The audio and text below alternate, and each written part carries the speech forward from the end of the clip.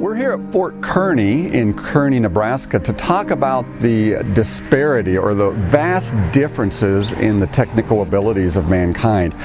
Now, the reason I want to start this lesson with this subject is because throughout textbooks, throughout history shows and National Geographic magazines, they present mankind as having slowly developed technology over huge periods of time as he transformed from an ape-like creature into a human being. And folks looking at all of history from a biblical perspective need to understand why there's such a disparity. In 1803, Thomas Jefferson orchestrated the Louisiana Purchase. France was in the midst of the Napoleonic Wars. They needed to raise money. They sold, in essence, an area equal to the entire then United States of America to America for $14 million, 3 cents per acre. It doubled the land mass and area of America. Now, this started a westward expansion of Americas heading toward the Pacific Ocean to explore, develop, and settle this new land. The government gave away large land grants for people willing to head west. But there was an immediate conflict between those human beings living in the West and the folks from the East Coast heading into that same land in the West. As a result, the government started to set up forts, send troops to try to quell the conflicts that happened. Fort Kearny is such a fort. Now, where I'm standing is a reconstruction of this fort. It was built in 1848. Now, as you look at Fort Kearny, what you see are just rough-hewn logs that have been cut and put up into spikes. As you view the Native Americans, they are eking out an existence using animal skins and poles and moving from location to location. Many of the settlers are building habitations, which were in essence like mud huts with thatch roofs. So you just have very crude buildings, very crude places of living, very transient locations of habitation. That was 1848 in Nebraska, in the West, as it was starting to develop. Not a lot of technology. Now contrast that, which was what was happening on the East Coast. Also in 1848, the Washington Monument was built. This monument, it was 555 feet tall. Now, for almost 4,000 years of Earth history, the Great Pyramid of Giza, which stood a little bit over 400 feet tall, was the tallest man-made structure on the planet. For almost 4,000 years it held that record. It wasn't until 1848 that we built the Washington Monument, a beautiful, enormous, pristine, almost skyscraper-type structure. The Capitol building was started in the early 1800s.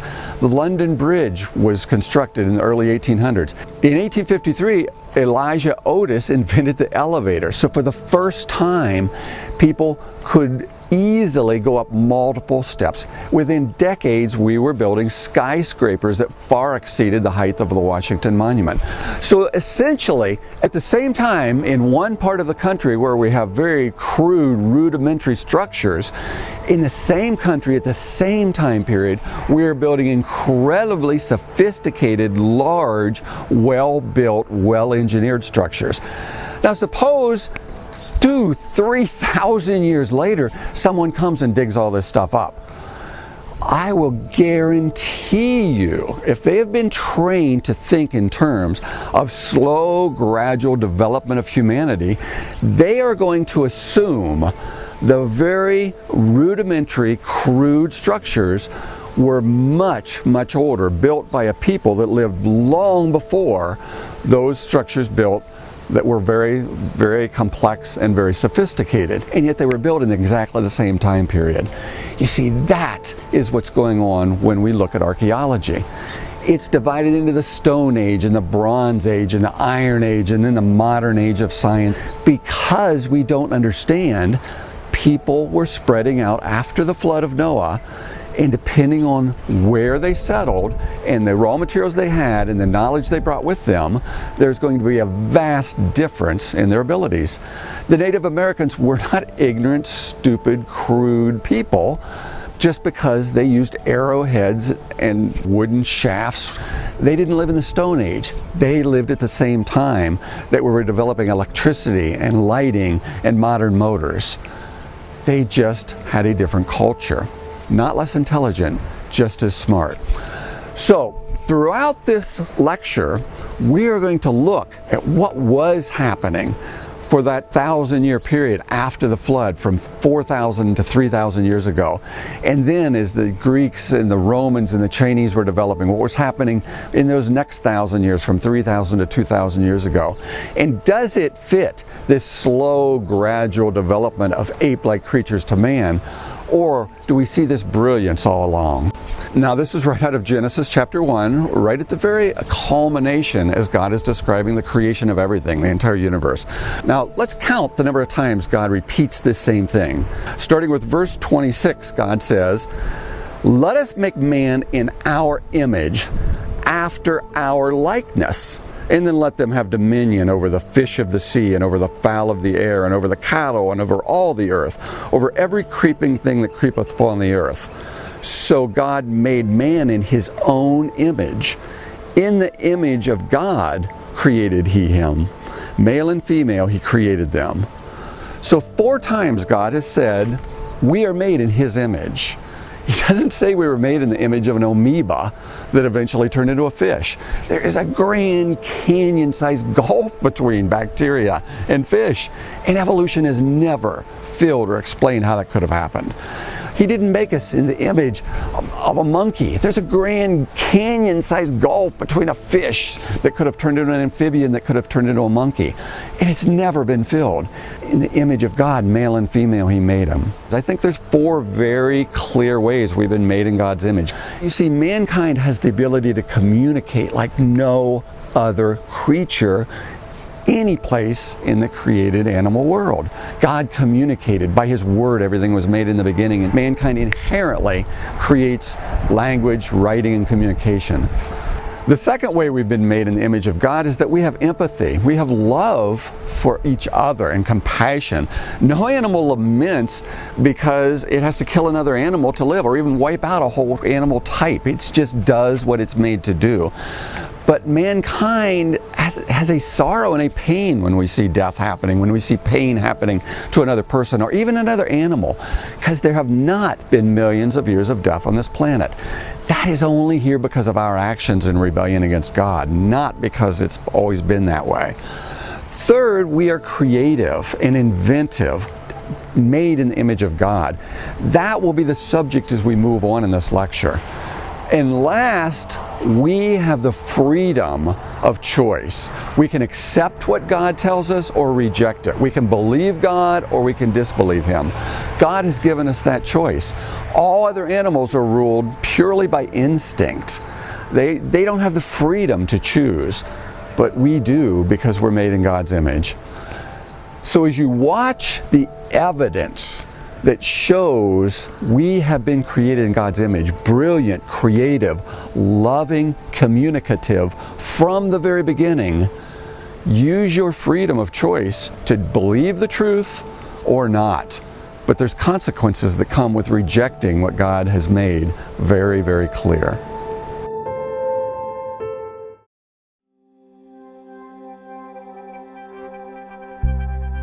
So now we're going to explore world history from a biblical perspective.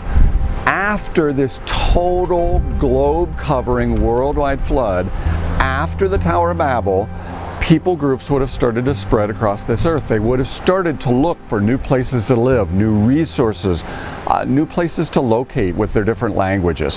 One of these groups, probably within hundreds of years, would have ended up in North America. Well, in one part of North America, the Midwest, Ohio, Pennsylvania, Indiana areas, we find Indian mounds. Now, these are considered to be very sacred locations, even to the much later Native Americans that settled throughout the region. But the exact age of these Indian mounds aren't necessarily known. Now, we've done radiocarbon dating of things that have come out of these Indian mounds, and the dates will range all the way from 500 years clear up to in excess of 3,000 years. Now, I've talked previously about radiocarbon dating. It's actually based on an assumption that there has been a constant amount of this unstable form of carbon in everything that's alive throughout the past. And yet the worldwide flood would have guaranteed a shift in the total level of carbon for things alive before and for many centuries after this event, the worldwide flood that buried trillions of pounds of carbon.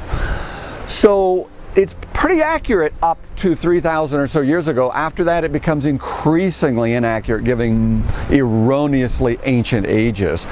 So these Indian mounds probably were in the order of 3,000 or so years old. That's when these people were burying the dead. These Indian mounds are very intricate in shape. Many of them are the size of a football field with coiled tails or geometrical circles or shaped in the shape of pyramids. It's kind of interesting how many of them look like snakes. As a matter of fact, almost all these ancient cultures seem to worship snakes. Why would you worship a snake? Well, Satan came in the form of a snake to supposedly bring knowledge of God, to make us in the image of God. So I think snakes are revered for this reason. The deception he brought as they were deceived into their ancient cultures. But inside of these mounds they found various artifacts. Now from the 1850s all the way up to 1910 or so, there were many, in essence, grave robbers that were taking things out of these mounds. There was a book compiled by E.T. Estenhauser in 1910 where he showed photographic plates of 40 different copper engravings or slate engravings or clay tablets that were brought out of these Indian mounds. This is actually published. He described the people that had found them, eyewitness reports of them being pulled out. I want you to look at a picture of one of these engravings. Now as you look at this, I think you should be stunned by what it obviously reveals. This engraving shows a series of symbols followed by what looks like a flood and people drowning. And the third panel down shows what is obviously a very large vessel. It shows even a bird carrying something in one of these engravings, and animals being led 2 by 2 off of this vessel with 4 people worshiping. Noah and 3 sons would make 4 men. Now this came out of an Indian mound 3,000 years old, before Moses penned the book of Genesis. How could that be found in an Indian mound in North America? Because these people came through the flood, because they migrated to America, because they had knowledge of biblical events, even though they did not have the written Bible in their hand, and they wanted to record these events for prosperity and put them in a sacred place, one of these Indian mounds. Now, the Indian mounds are considered just a mystery to modern archaeologists. As a matter of fact, you hear so many theories of how they could have been so perfectly constructed. Aliens revealed the knowledge to the people, is even often proposed. And those slates that show clear Judeo-biblical events and principles, they're immediately labeled forgeries. Well, maybe they are, maybe they aren't, but they fit perfectly into a biblical worldview. But they have to be rejected out of hand by those who can't acknowledge that early humans had this kind of knowledge. Now, the Native Americans weren't the only ones who had this kind of biblical knowledge. In ancient China, one of the oldest cultures that can be traced back to its rapid development, going back in the range of 4,000 years or so, in 1972 they dug up an enormous bronze sculpture. Now, this sculpture is 10 foot tall, and it is the exact replication of a tree. The branches are spreading out. The leaves, however, are shaped like knives. They're sharp and curved and come to a point at one end, and they have a sharpened edge. And nestled in the midst of these leaves on many of the branches is a fruit. Now you have a fruit protected by knives. It's symbolic, I would think, of a dangerous fruit or a forbidden fruit in the midst of this tree. Now at the base of the tree, there is what is obviously a serpent or a snake. Now the snake is a very vicious looking creature. He's got his teeth bared, like he is a danger to people. But in the midst of this tree, there's a human hand reaching toward the tree or down into the tree. You can see the 5 fingers, the knuckles, the thumb, the fingernails. So we have a human being reaching toward forbidden fruit with a snake guarding the tree. Does that sound familiar to anybody? Here's a sculpture that was made 3,000 to 4,000 years ago describing the most pivotal early event in all of human history, where mankind rebelled against his creator, rejecting what the creator told us and reaching and grabbing a forbidden fruit. The Chinese wanted the future generations to know what brought sin and death and evil and disease into all of creation, in a perfect creation where there was no death and disease. It was the actions of mankind, and they memorialized this in a 3,000 to 4,000 year old bronze sculpture. The Chinese have built an entire museum in one of their provinces around this vine. They don't even necessarily today understand the significance, but it shows the knowledge of biblical events that goes all the way back to the original humanity.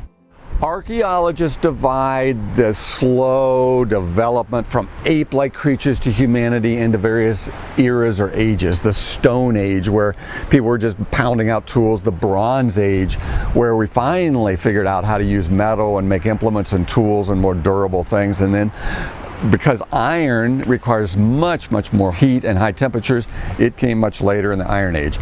Now, by the way, the Bible in the 4th generation after Adam says people were working with metals, iron and bronze. So we knew how to do metal work from the very beginning. Complete disconnect between how history is interpreted and what God says is actual history. But what about the Bronze Age? It is estimated, as we look at all of the bronze and brass implements in Africa, in Europe, in Asia, in North America, through about a 2,000 year period, and from the 4,000 up into the middle 2,000 years ago, probably conservatively 1 billion pounds of copper would have been required to produce all the stuff that was used over those 2,000 years. Now here's the mystery. We don't know where the copper came from to have produced all of the materials, all the shields, all the pots, all the swords, all the decorations we find all over Europe and Africa and North America and Asia through that time period. 1 billion pounds of metal. Where did it all come from? We haven't found copper mines and copper sources capable of explaining that. A mere 5 to 10% is explainable. So where did it all come from? Well, again, we have to apply our biblical glasses to these things. People were always intelligent. After the flood, they knew about seafaring and building ships and travel. The Phoenicians, the British, the Vikings, all of them were incredibly skilled seafarers. Now, in the Upper Peninsula of Michigan, in the Kinawa Peninsula, there is an enormously rich area of copper veins that have been found. As a matter of fact, from 1820 up until 1890, we pulled more copper out of the Kinawa Peninsula in Michigan than the value of all of the gold in the California and Alaska gold rushes combined. There was more value in the copper alone that came out of this part of Michigan. But in that same area, Island Royale and various areas of Michigan, they have found these enormous pits. They are 25 foot wide, 30 foot deep, and they've found in excess of 5,000 of these very deep pitted compressions in that area. They have no clue where they came from, but they look very much like the mining pits found in England as people were mining for copper and iron in those areas way far back, 2,000 to 3,000 years ago. Now if you lined all these pits up end to end, it would be a trench 4 miles long. It is estimated that each of these huge pits could have produced as much as 100,000 pounds of pure copper. Now, copper in this area, it's not like an ore that has to be mined. It nearly needs to be heated and melted. This is an actual copper nugget that came out of one of the mines in the Upper Peninsula. It is essentially 100% pure copper with just a little bit of minerals encrusted around it. Copper like this being pulled out could be loaded onto boats and then shipped back to Europe 2,000 to 3,000 years ago. The nation that discovered such a resource would have kept it as a nationally guarded secret, which is why it wouldn't show up widely in documents and literature, and then used it for trade. The Phoenicians and the Brits widely traded in the Mediterranean area with what? I believe this was the source of copper 3,000 or more years ago that led and drove the Bronze Age, and ultimately people, as this petered out, learned to work more with iron and made more and more iron implements. Although iron tools and iron things are found in the pyramids at the very beginning of the development after the flood also. So this whole gradual development of Stone Age to Bronze Age to Iron Age is just a way to force things into a paradigm, a belief system that apes turned into people, therefore technology had to be gradual. Whereas we find things like the rapid development of massive uses of copper to produce brass and bronze all over the world very rapidly after the flood. Now, in previous lessons, I've talked more extensively about the Ice Age, but again, just as a reminder, the Ice Age is a guaranteed consequence of a world-covering deluge. Most experts believe the ocean levels dropped somewhere in the 200 to 300 feet level during the Ice Age. Now, it didn't last for hundreds of thousands of years. That's what's taught in the textbooks, but it's all a misinterpretation of history based on trying to explain how apes turned into people and needing huge time frames. It probably only lasted hundreds of years as the oceans cooled, the evaporation slowed down, the skies cleared of cloud cover, and the glaciers started to melt back. But during those 3, 4, 5, as much as 800-year period from beginning to end of the Ice Age, the ocean levels would have dropped, migrations could have happened, people would have started building cities along the coastal areas. But then as these cities grew and flourished, at the end of this Ice Age period, the glaciers melted, the ocean waters rose back up. What happened to these cities? Well, interestingly enough, along the coast of India, along the coast of Malta and Italy, off the coast of Japan, in other areas, we find enormous collapsed ruins of what seem to be cities. Off of India, they found ruins of cities under 100 feet of water that would have housed 20,000 or more people. It's still being explored to this day, and underwater archaeologists are trying to uncover the treasures that are found there. What looked like steps to temples found off of the coast of Japan. The legend of Atlantis, where an enormous landmass sank down into the ocean, is probably a remnant of a memory of not a sinking of land area, but a raising of ocean levels that covered vast, rich cities of the past. You see, these kind of finds fit a biblical viewpoint. Now, geologists and earth scientists, they teach as a fact in the textbook that the Ice Age began, and they say the last Ice Age, I believe there's only been the one Ice Age, started about 200,000 years ago and finally petered out about 10,000 years ago, and that's where modern humanity started to develop modern civilizations. So, if that's true, the great polar areas that are covered with ice have been covered with snow for at least the last 200,000 years. And modern man has never seen the land masses of Antarctica. It's always been covered with snow, if that is true. Well, here's another archaeological find that just blows that whole fantasy out of the water. In 1929, a map was found on gazelle skin, which, as it was researched, was discovered was actually originally drawn in 1513 by a Turkish admiral named Pyrrhus. So it's called the Pyrrhus map. Now, what is intriguing about this find is that this is a map of a large part of the world with dozens and dozens of notes showing where the information came from, and the map actually details the coastline of Antarctica. And the end notes, the notes at the bottom of the map, say the information for this map came from the Library of Alexandria. Now, the Library of Alexandria was an ancient library in Alexandria, Africa, that had over 1 million scrolls that went back much, much further. So we don't even know how far back the information that is contained on this map came from. But why does it show the coastline of Antarctica?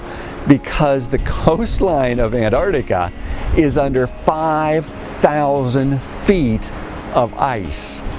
Now think about this. If you have a mile of ice sitting on top of land that's 10 miles inland from the ocean, how do you know where that land is?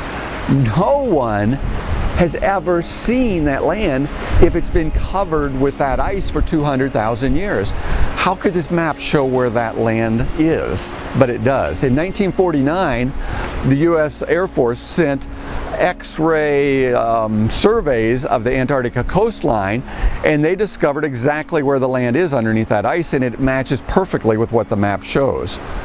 The map also says this was a warm, temperate climate. Antarctica, a warm, temperate climate. And where there are variations of the coastline, it would be counted for by a lower water level. Well, let's again put on our biblical glasses and think logically. After the flood, people were exploring the world. There was an ice age raging. Ocean levels were lowered, and very warm, temperate water would have kept the coastlines warm and ice-free for hundreds of years, while that water temperature was 60, 70, 80 degrees. It would have taken hundreds of years for the entire ocean filled with water to drop and drop and drop in temperature as the water evaporated and evaporated, removing heat. It was during this period people were exploring the earth. They would have written down and documented what they found. Those documents would have been passed down from generation to generation, eventually finding their way into the Library of Alexandria. Things that escaped the fires, ended up in monasteries, were found by these Turkish navigators, and they used those documents to make the map. You see, all of a sudden, we have a very logical explanation for why people could know about the coastline of something covered by 5,000 feet of ice. Because it wasn't covered by ice for hundreds of thousands of years. The flood is real. The Bible is true. It has a perfect explanation for mysteries such as this. And it's only when we take it and understand it is credible and true that the mysteries no longer become a mystery. So I would like to continue contrasting the knowledge and technology in the 1800s at Fort Kearny with the knowledge of early ignorant mankind. Now, the whole point of this lecture again is that we were made from the beginning in the image of God. That means creative and brilliant. Now, one of the heights of technology in the 1800s, if you were at battle, was the cannon. And I happen to have here a replica, actually this may even be an original, of a cannonball that was used in this period of time.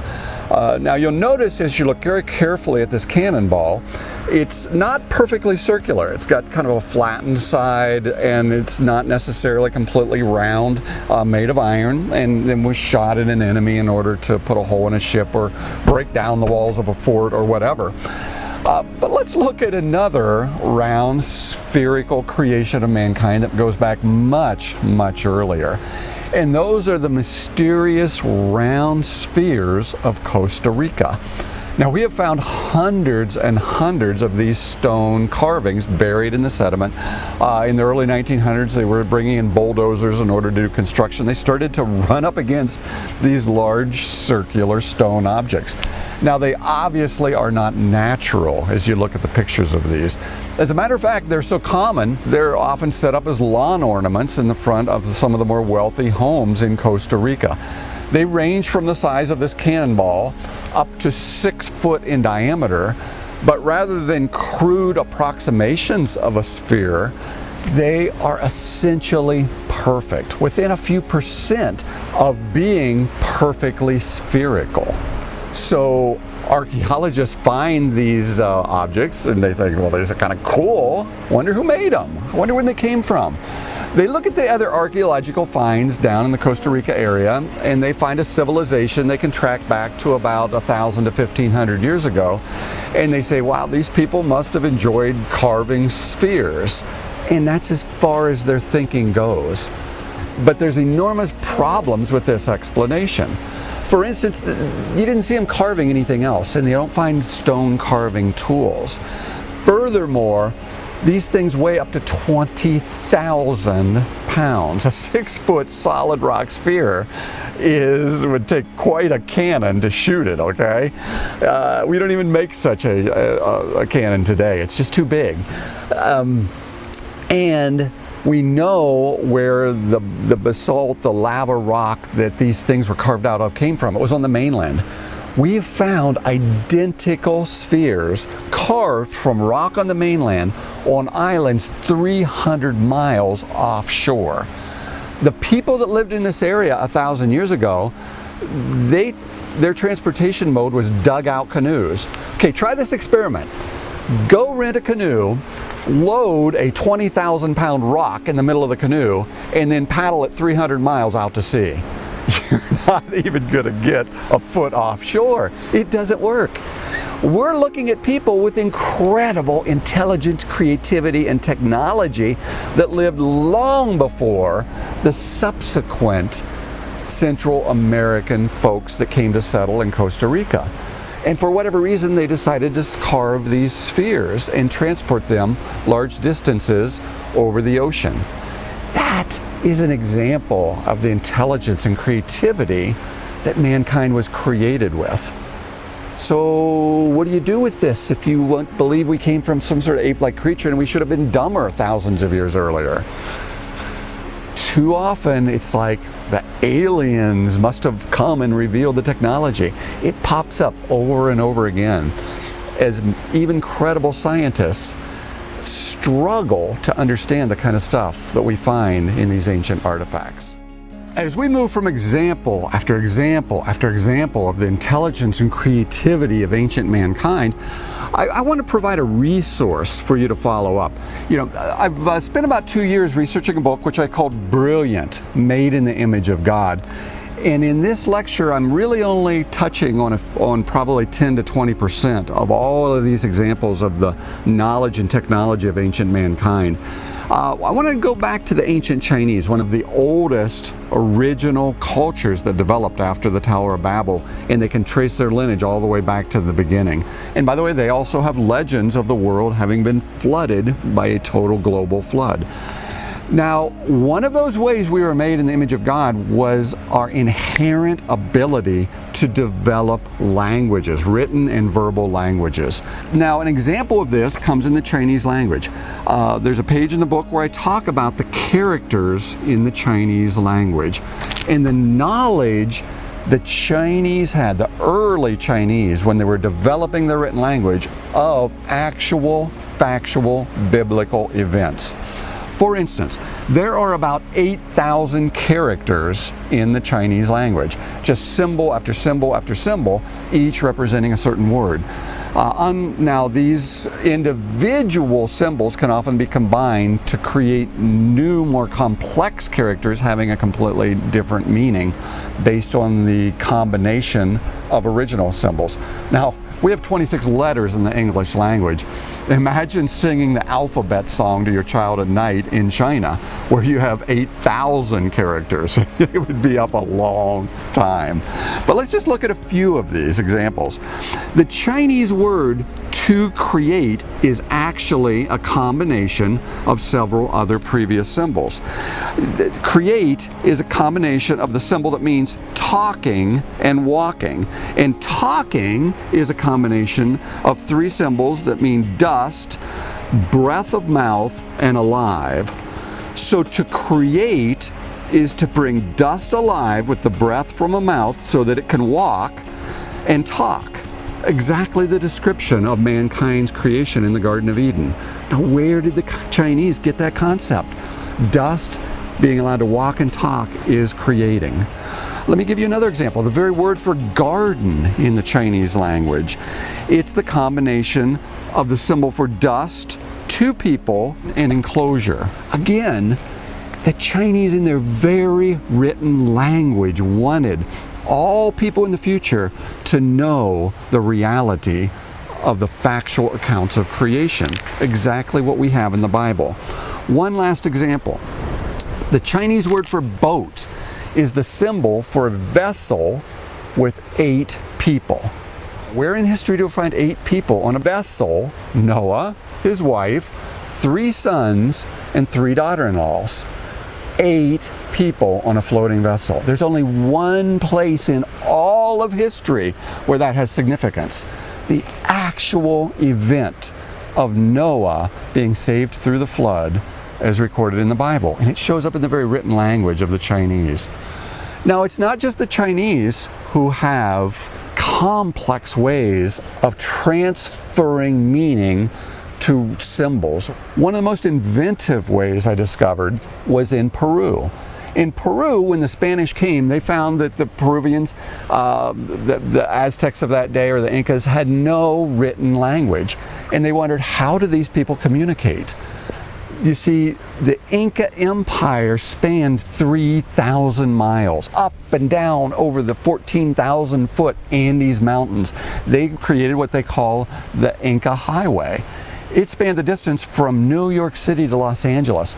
And to communicate, they would hand a runner something, which I'll tell you about in a moment. He would take that, roll it up, put it in, say, a bamboo pole, and then run from station to station, handing it over to another runner. And they could carry a message from one end of their kingdom to another in a matter of weeks.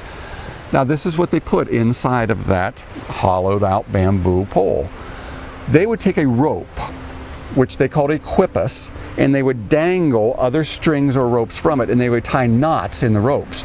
They would have strings of different lengths, they'd have different numbers of knots, they would place them in different positions, they would have different sizes of knots, and each one was assigned a meaning. Just like A, B, C, D, when combined in different ways, creates a word, which can be combined in different ways to create sentences, which then carries meanings. Except they used knots on cords, which they called a quipus, in order to write. So they'd sit there, they'd tie the knots in the right positions, in the right ways, in the right numbers, and it would be like writing letters on a page, roll it up, send it to someone else, he would unroll it and read it like we would read a newspaper. I mean, isn't that inventive? Mankind is brilliant in his variety and creativity of the written language and his inventions. And those are just 2 ways we see this in 2 different cultures. I'd like to wrap up by talking about, once again, 2 ancient cultures that were very prolific and very widespread, the Chinese culture, the Peruvian culture, and some of their inventions. You know, it wasn't just their language that the Chinese invented. They were the original people to invent paper. We talked about how paper has driven lots of modern technology and conveniences in a previous lecture. But they were the original ones to invent it, before the Europeans reinvented it. They were the ones who invented the original movable rudder, allowing ships to be steered. But more than that, going back almost 4,000 years ago, they started to build the Great Wall of China. Now, in a very innovative way. They built a form, which they then used. They would pack dirt with lots of labor tightly down in the form, build another 4 to 6 feet of the wall. This was the original Great Wall of China. They continued to build the Great Wall of China for the next 3,000 years. As technology built upon technology, they replaced the dirt with mud-baked bricks and then ultimately hewn stones. This wall ultimately ended up 20 foot wide. It was literally China's superhighway. About 2,000 years ago, they added defensive forts far enough apart so archers could reach every part of the wall to prevent invaders from invading China. But it wasn't just a few thousand feet long the way we see it pictured today. Original remnants of the Great Wall of China had spurs that went off in every direction. It was over 13,000 miles long. An incredible architectural achievement. It was the superhighway. It was the expressway of their day, allowing trade and commerce to go throughout China. China invented the first seismograph. Over 2,000 years ago, one of the emperors of China in a very earthquake-ridden area, wanted to know, when is there an earthquake in some other province of China? One of his scientists developed this enormous 6-foot-tall bronze pot with dragon heads all around the outside of the pot, and inside of each dragon head was a ball, like a ball bearing. Inside of this pot is a free swinging pendulum attached to each of the dragon's heads. When there's an earthquake, the earth rocks underneath in a certain area would tilt in a certain direction. It would cause the pot to move, but the pendulum remaining straight up and down, so the dragon's mouth would open. The ball would drop out into a cup below the dragon's head. So you would not only know the earth had moved and there had been an earthquake, you would know the direction in which the earth tilted. The emperor would send his forces in that direction, find out where the devastated city had had an earthquake. And it actually worked. There's a historical accounts of the emperor doing this during an earthquake. A seismograph over 2,000 years ago. Let's move over to Peru. After the Ice Age, the climate of the earth changed radically. Areas that were wet and lush from lots of rainfall dried up. In a certain area of Peru, near the Inca Peru, there is a riverbed that's totally dried up, goes back thousands of years, and the water table is 20 or so feet down below the rocks in this dried up river, and it never runs anymore. Rather than migrate, they built one of the most unique irrigation systems known to man. They dug down 20 feet under the ground, lined a circular spiral pits with rock that went down to the level of the irrigation ditch, and then underground, which prevented evaporation, they allowed water to flow in a straight line for almost a mile to where their farm fields were. And to keep the water flowing, they had just exactly the right slope so they wouldn't get erosion, but there'd be enough flow to prevent fouling. And they had these open pits so workers could go from pit to pit to pit and keep the irrigation ditch underground open and flowing. It is still operating today, 2,000 years after construction.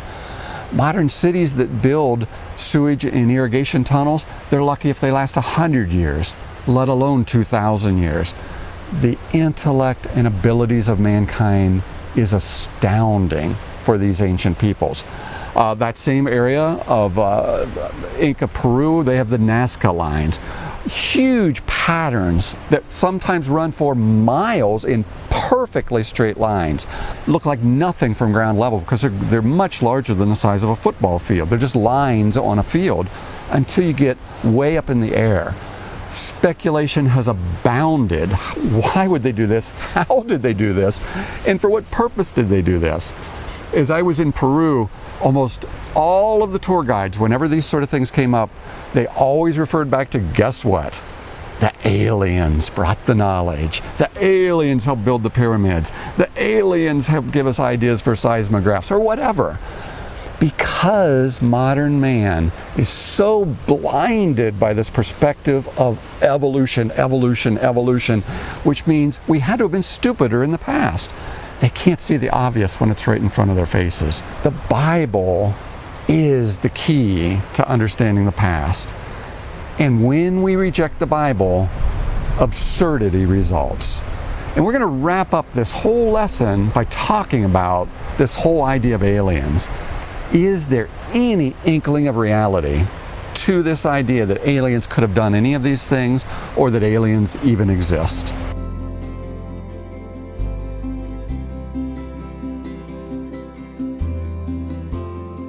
We've come here to Devil's Tower to talk about aliens and UFO because it's just the perfect setting.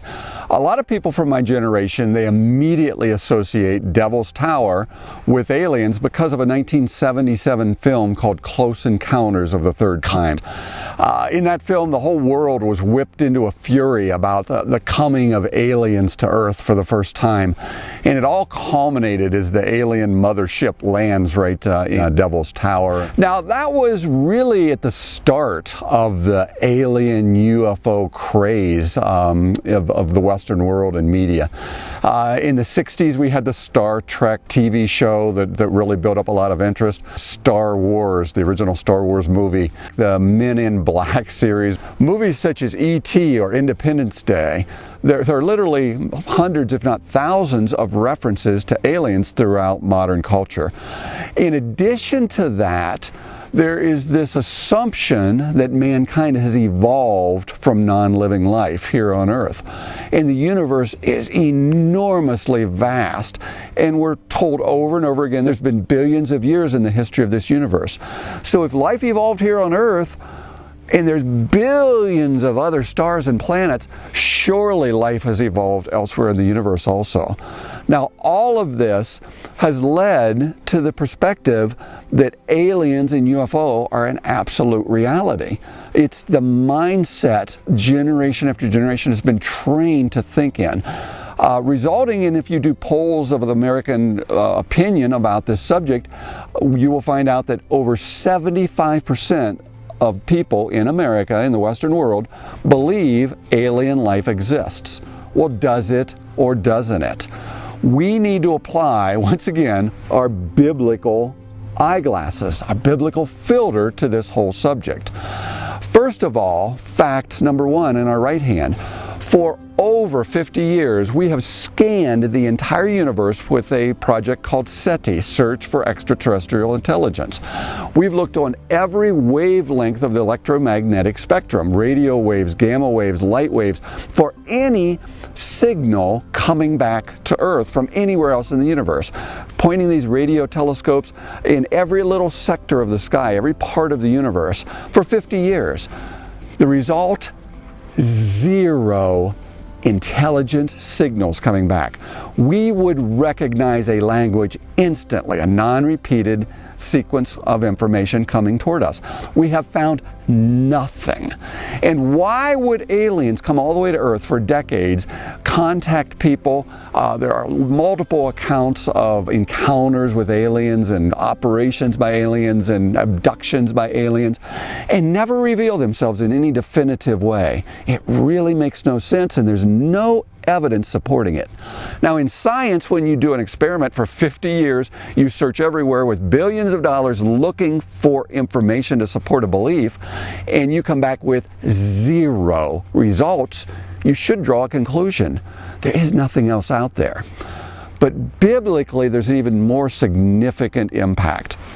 You see, all of creation was cursed at the time of our rebellion against God. God brought death, disease, disintegration of everything into creation, not just mankind, but all of animal life started to wipe each other out, and bloodshed and cancers and downward deterioration and supernova exploding of stars. All of this is a result of our rebellion against God, so we wouldn't live forever.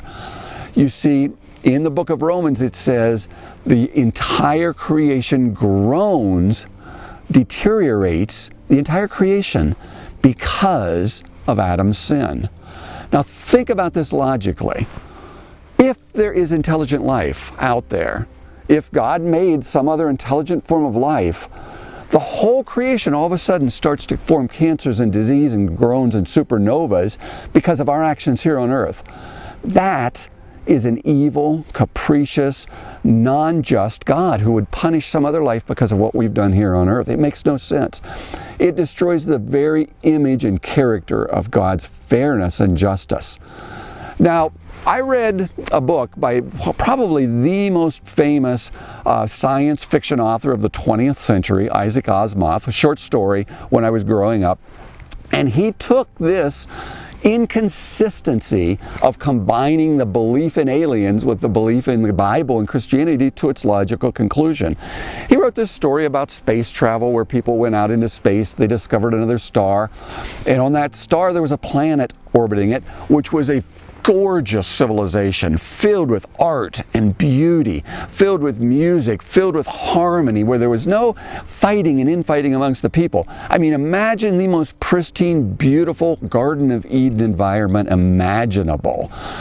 But what they discovered was this entire civilization had been destroyed, totally wiped out, billions of people killed because their star supernovaed. It disintegrated itself in this fallen, death-filled universe that we all live in. So billions of people died. And then you found out at the very end of this little short story, the supernova of that star was the appearance of the Star of Bethlehem. Billions of people died because Jesus was being born here on earth. You see, that's the end implications of the idea. There's aliens out there, but they're suffering under death and disease and disintegration of our universe because of what we did here on earth. You've got to start discarding pieces of the Bible to believe in alien life, when in fact there's no real evidence. So what is all of these things that are supposedly happening? People have seen lights in the sky. Credible, documented people. People have seen things moving across the whole horizon in the blink of an eye and changing direction, stopping in an instant, defying the actual laws of physics. They've seen things that look like UFOs. Credible people seem to have had contact with aliens.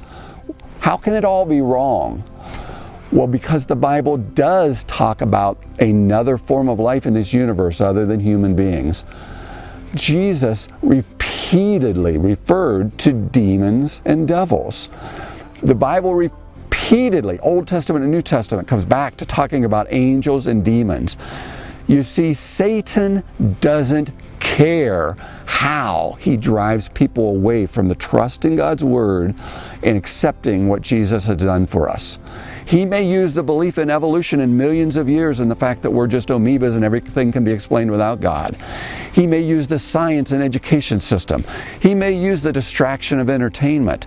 Or he may use the idea that life has been seeded here on earth by aliens, and we're actually just aliens that turned into human beings here on earth. It's all ways of finding meaning and purpose and coming back into understanding and fellowship of a being greater than ourselves that leaves out the reality that God said the only way back to the Father is through the Son and His death on the cross and His sacrifice for us. You see, aliens don't exist, but satanic deception does. And that's what's going on all around us. Trust God's Word, because when we test it by looking for things like alien life, we find out there's no evidence for it. But the deception of Satan and spiritual satanic forces is a reality that is happening all around us.